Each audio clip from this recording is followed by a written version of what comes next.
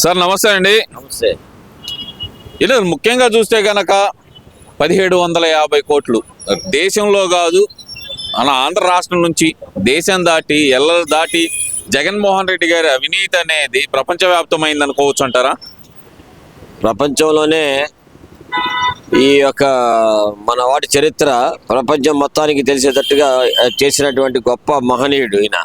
ఎందుకంటే ఇవాళ ప్రపంచం అంటే సోషల్ మీడియా వచ్చిన తర్వాత ఎవరికి పసి పిల్లలకు కూడా తెలిసిపోద్ది. కొన్ని వేల కోట్ల మంది జనాభా ఉన్నటువంటి ప్రపంచంలో మొత్తానికి కూడా మనవాడి యొక్క భాగవతం అంతా కూడా తెలిసిపోయింది. ఇవాళ ప్రజలందరూ కూడా భారతదేశానికి కూడా ఒక రకంగా చెప్పాలంటే డైరెక్ట్ కానీ ఇండైరెక్ట్ కానీ చెడ్డ పేరు కూడా తెచ్చినటువంటి మహనీయుడు ఈయన. ఇలాంటి మహనీయులు ఈ దేశంలో ఈ ప్రపంచంలో ఉండటం ఇలాంటి వాళ్ళని మనందరికీ కూడా దురదృష్టకరం అని చెప్పి తెలియజేస్తున్నాం.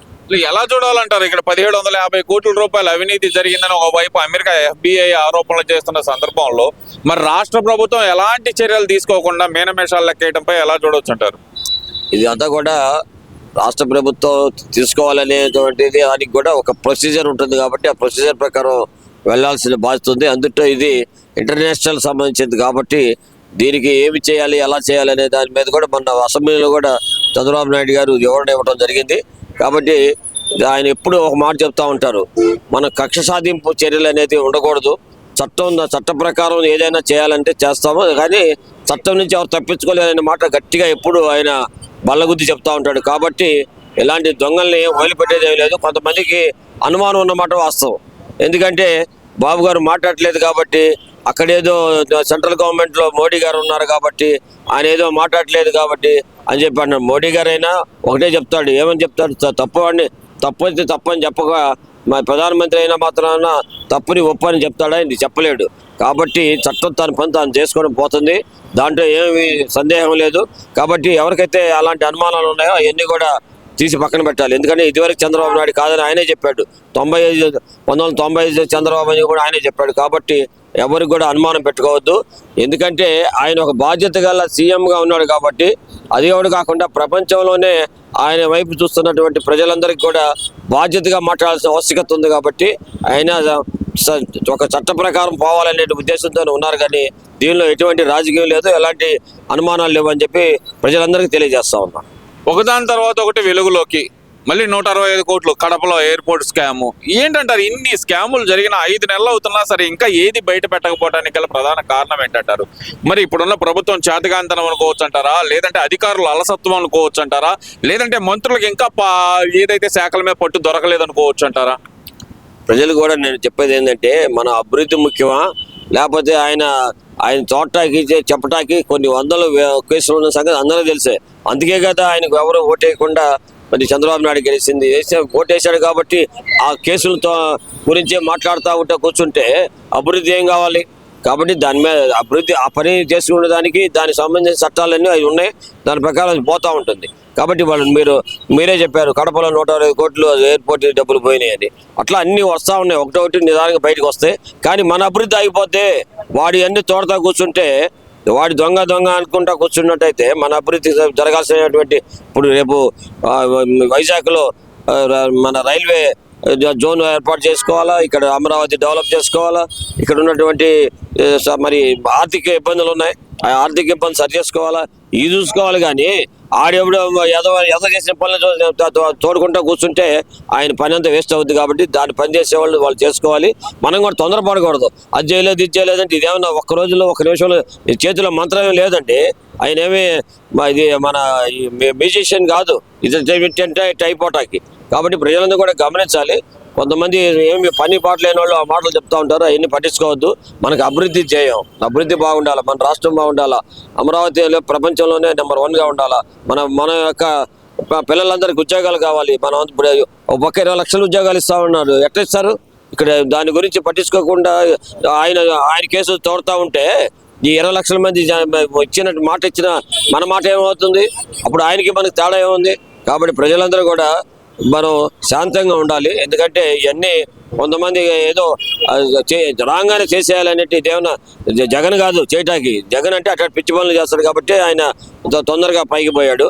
కాబట్టి మనం అందరం కూడా అట్లా ఉండకుండా చంద్రబాబు నాయుడు గారికి అండగా ఉండి మన యొక్క అభివృద్ధి గురించి ఎక్కువ మంది మాట్లాడి దానికి కావాల్సినటువంటి సూచనలు సలహాలు ఇవ్వండి అని చెప్పేసి మిమ్మల్ని అందరూ కూడా చేతులెత్తి దండం పెడుతున్నాం. ఇక్కడ ఇంకో విషయం ఏంటంటే మరి FBI నమోదు చేసిన కేసు న్యూయార్క్ లో ఫెడరల్ బ్యూరో ఆఫ్ ఇన్వెస్టిగేషన్ ఏదైతే దాంట్లో కూడా జగన్మోహన్ రెడ్డి గారి పేరు ప్రస్తావించిన పరిస్థితుల్లో మరి ఈయనకి అమెరికా జైలు ఖాయమైనట్టే అనుకోవచ్చు అంటారా జగన్మోహన్ రెడ్డికి? నీకు ఇప్పుడే చెప్పానండి, ఎందుకంటే తప్పు చేసిన వాడు ఎప్పుడు తప్పించుకోలేడు. మన పెద్దలు ఎప్పుడు చెబుతారు, ఎందుకంటే నువ్వు చేసింది నీకే వస్తుందిరా బాబు, నువ్వు నీ కళ్ళ ముందే నీ టైంలోనే వస్తుందని చెప్పి పెద్దలు ఎప్పటి నుంచో చెప్పారు. మన అందరం కూడా నమ్ముతాం, ఎందుకంటే తెలుగు వాళ్ళందరం కూడా ఒక మంచి మనస్తత్వం గలటువంటి వాళ్ళే మీ భారతదేశంలో ప్రపంచంలో తెలుగు వాళ్ళు తప్ప వేరే వాళ్ళు కాదు. కాబట్టి తెలుగు వారు ఎప్పుడో చెప్పారు, ఎవరు చేసిన కర్మ వాడు అనుభవించాల్సింది తప్పదని.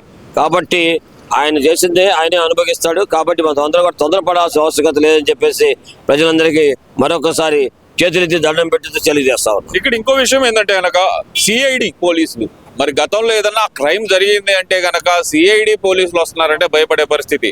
మరి ఈ రోజు చూస్తే సిఐడి అదనపు SP అరెస్ట్ అయిన పరిస్థితి ఎలా చూడాలంటారు? అసలు ఇంత వ్యవస్థలు ఇంత నాశనం అవడానికి గల ప్రధాన కారణం ఏమనుకోవచ్చు అంటారు? ఏమండి, అది సిఐడి కాదు, జగన్ యొక్క అనుచరులు పెట్టుకొని తన మనుషుల్ని పెట్టి చేసినటువంటి ఒక సిఐడి అనేటువంటి ముసుగులో జరుగుతూ ఉంది. ఇప్పుడు జరిగేది అట్ట కాదు కదా. సిఐడి తన పని తను సరిగ్గా చేసేది ఇప్పుడు సిఐడి అంటారు.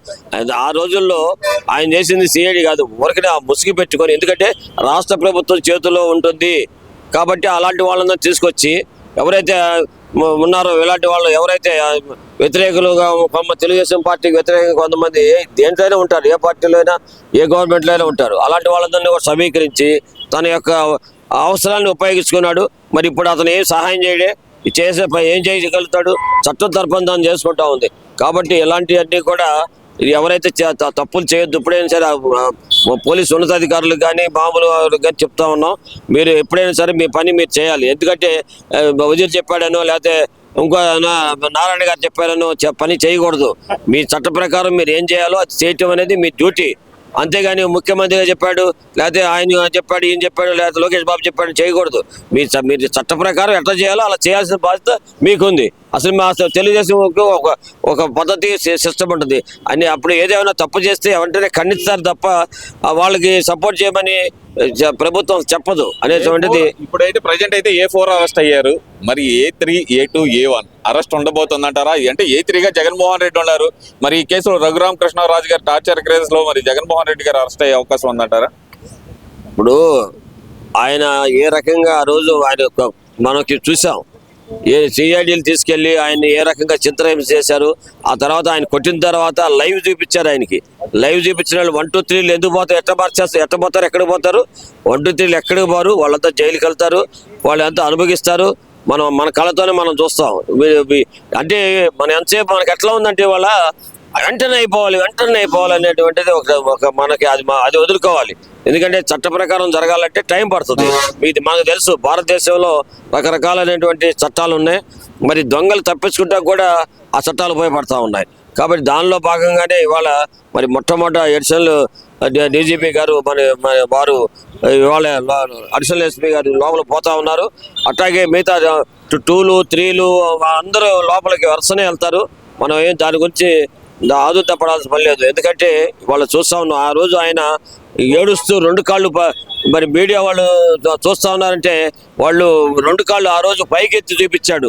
ఎందుకంటే ఆయన అక్కడ అంత స్పీడ్గా వెళ్ళిపోతున్నా కూడా ఆ బాధ తట్టుకోలేక ప్రజలందరికి తెలియాలి అని చెప్పి భావంతోనే ఆ రోజు రాజుగారు 2 కాళ్ళు పైకెత్తితే కొంతమంది దాని మీద కూడా విమర్శించారు.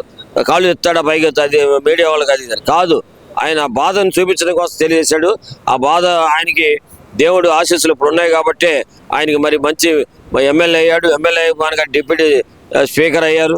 మరి అవన్నీ కూడా మరి పాజిటివ్. ఇవాళ ఒకప్పుడు ఆంధ్రప్రదేశ్ రాలేనటువంటి పరిస్థితి, జగన్మోహన్ రెడ్డి పరిపాలన 5 సంవత్సరాలు రాలేకపోయాడు. కానీ మరి వాళ్ళ స్వేచ్ఛగా ఎక్కడ కావాలంటే అక్కడికి వెళ్ళేటువంటి మరి అవకాశం కల్పించాడు. ఎందుకని ఎప్పుడైనా పడ్డవాడు చెడ్డవాడు కాదనేటువంటి భావం ఇవాళ కనిపిస్తూ ఉంది. కాబట్టి వీళ్ళు ఎవరు తప్పించుకోలేరు. ప్రజలందరూ కూడా గమనించాలి. మీరు ఎవరు కూడా అలాంటి వాళ్ళ ఆలోచనలు ఎవరు ఉన్నా కూడా మానుకొని మరి పక్క వారికి సహాయం చేయాలి, 10 మందికి ఉపయోగపడేటట్టుగా ఉండాలి అనే భావంతో ఉండాలని చెప్పేసి మీ అందరికీ కూడా తెలియజేసుకుంటాం.